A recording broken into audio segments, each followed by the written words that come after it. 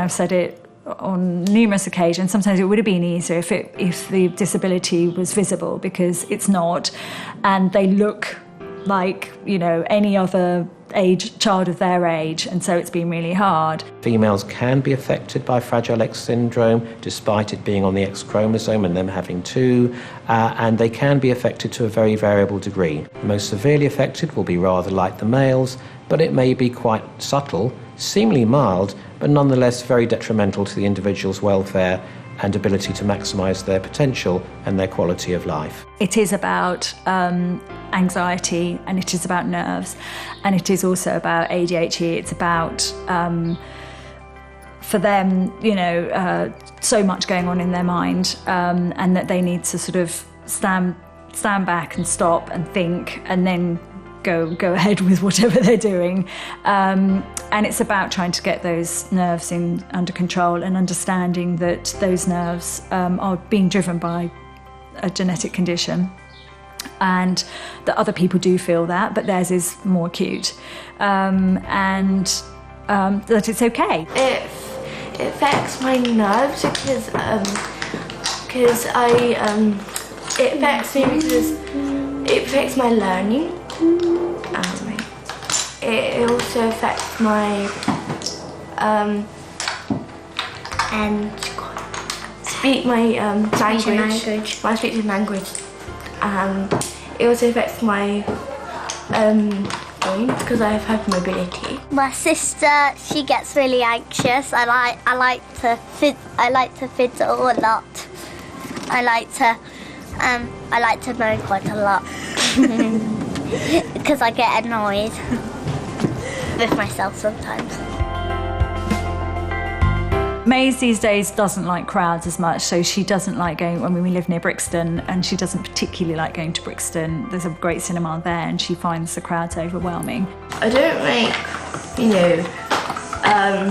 I don't like big crowds, because I just have a real problem with crowds. I hide behind my mum and dad's back because I don't want people looking at me. Girls with Fragile X syndrome particularly my girls, are brilliant at disguising any issues. The things that we thought were just behavioural, we then realise they're not behavioural, that's actually Fragile X traits. Yeah, because academically she's kind of like, I don't know, that's what expected, isn't she, I guess, in most areas, apart from maybe the maths. Maths is not, but her reading's quite good. Yeah, she reads really well. I think she speaks really well as well. I think she's very eloquent. And also the sort of the art, the drama, she gets lots of praises for her dancing and stuff like that, so yeah. What do you do on Thursday and Fridays? Dance. Really? Tell us a bit about your dancing. Go on, what do you dance? What styles of dancing do you do with Steph? I do ballet, tap and jazz. I got my exam results and I got 3 distinctions. You got really top marks, didn't you? Maze doesn't really come in. I mean, she will draw, but she would never naturally want to come in and play a game with you, ever. I mean, you know, we really have to drag her out and play swing ball or make her play Monopoly with us. She's just totally disinterested. That creative mind isn't there. But it is for, you know, drawing. Soren, on the other hand, is completely different. She loves playing games. She's really uber competitive. But she does struggle with certain things. She's a really bad loser, like way off the scale, bad loser. We get lots of tears. Yeah. We get kind of, I've now noticed kind of the whole self-esteem stuff, they're trying to fit in. Yeah. But kind of not quite, and now kind of not really understanding. And it sounds a bit cliched, but not really understand some of the social nuances of girls and how girls get on, so we get lots of tears. The biggest worry with Susan is that she's extremely vulnerable. People can so easily take advantage of her. Like with Ian, they want to please everyone, to the extent of agreeing with them when they don't agree. And often it's me they tell when they don't agree, rather than tell that person, so I have to advocate for them.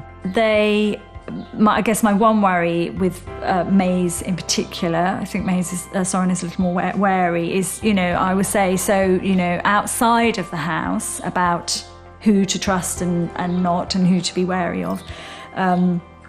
you know, she sort of thinks anyone in a uniform is fine, and that's not necessarily the case. Do you know what I mean? So I don't know that if that information sort of goes in and stays enough, because we've repeated it, you know, endlessly. There are these women out there who have this underlying anxiety and nervousness, but given chances, they can function fully, and they can be educated, and they can go on and work and have families of their own.